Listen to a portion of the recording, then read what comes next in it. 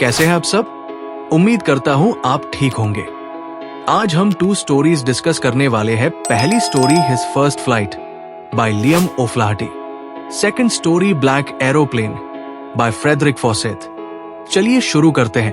पहली कहानी his first flight, Liam O'Flaherty द्वारा लिखी गई। ये कहानी एक युवा सीगल, समुद्री पंछी की है जिसे उड़ने से डर लगता है, जबकि उसके भाई बहन पहले ही उड़ना सीख चुके होते हैं। वो इस बात से चिंतित रहता है कि उसके पंख उसे सहारा नहीं देंगे। उसके माता पिता उसे उड़ाना सिखाते हैं और उसे कायर कहकर डांटते भी हैं, पर कोई उपाय काम नहीं करता।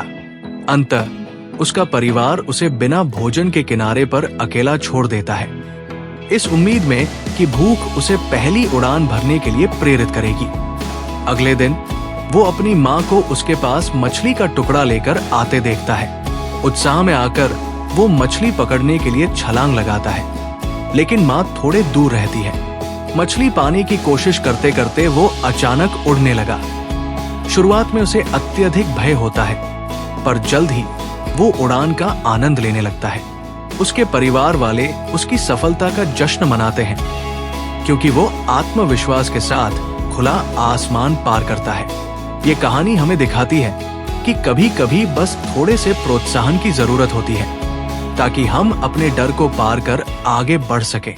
दूसरी कहानी the black aeroplane, Frederick Forsyth द्वारा लिखी गई। ये रहस्यमय और रोमांचकारी कहानी एक पायलट की है, जो रात में फ्रांस से इंग्लैंड के लिए उड़ान भर रहा होता है। उसे अपने घर पहुंचकर अपने परिवार के साथ नाश्ते का आनंद लेने की आशा होती है। आसमान साफ होता है, लेकिन अचानक उसे अपने मार्ग में घने तूफानी बादल दिखाई देते हैं। खतरे का ज्ञान होने के बावजूद वो तूफान में प्रवेश कर जाता है। तूफान के बीच सब कुछ गलत होने लगता है। उसका कंपास और रेडियो दोनों काम करना बंद कर देते हैं और वह दिशा खो देता है। पूरी तरह असहाय महसूस करते हुए वो समझ लेता है कि उम्मीद खत्म हो गई है। तभी वो अपने बगल में एक काले रंग का विमान देखता है। अज्ञात पायलट उसे संकेत देता है कि वो उसका अनुसरण करे, और ऐसा वो करता है। अंततः वो काला विमान उसे सुरक्षित रूप से तूफान से बाहर निकालता है और फिर रात के आकाश में गायब हो जाता है। लैंडिंग के बाद पायलट हवाई अड्डे के कर्मचारियों से उस अन्य विमान के बारे में पूछता है, पर उसे बताया जाता है कि उस समय आसमान में कोई और विमान नहीं था। कहानी इस रहस्य पर समाप्त होती है कि वो अज्ञात पायलट कौन था।